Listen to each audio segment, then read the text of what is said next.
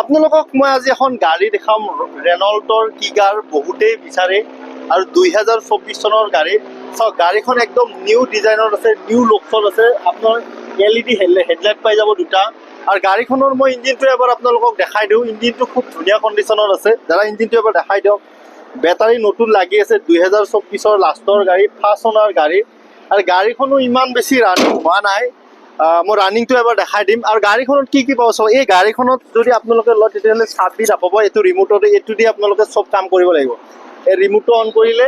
চব হৈ যাব গতিকে গাড়ীখন চাওক মই চকাৰ ভিতৰত দেখোঁ 4টা এল'হিল পাই যাব এল'হিলৰ লুকটো খুব ধুনীয়া কণ্ডিশ্যনত আছে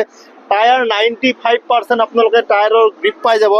দাদা ভিতৰটো এবাৰ দেখাই দিয়ক ভিতৰৰ লুকটো দেখাই দিয়ক খুব ধুনীয়া কণ্ডিশ্যনত গাড়ী আছে ৰানিং ইমান বেছি হোৱা নাই 18,151 কিলোমিটাৰ ৰানিং হৈছে গাড়ীখনত আপোনাৰ কৰিবলগীয়া একোই নাই চব যি আছে যি মানে কি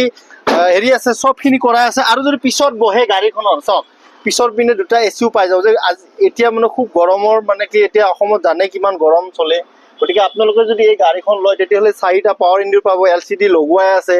তাৰপিছতে আপোনাৰ পিছৰ ফালে এচি পাই যাব আৰু গাড়ীখন ৰিমোটৰ ষ্টাৰ্ট হ'ব মই পিছৰ পিনৰ পৰা এবাৰ লুকটো দেখাই দিছোঁ খুব ধুনীয়া কণ্ডিশ্যনত গাড়ী আছে আৰু বহুতেৰ মানে হেঁপাহ থাকে যে ৰেনল্টৰ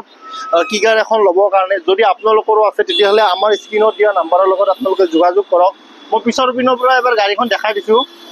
এইটো চাইডৰ পৰা দেখাই দিছোঁ চাওক এইটো চাইডৰ পৰাই একো কৰিব লগা চাওক পিছৰ পিনৰ লাইটবিলাক চাওক খুব ধুনীয়া ডিজাইন দিয়া আছে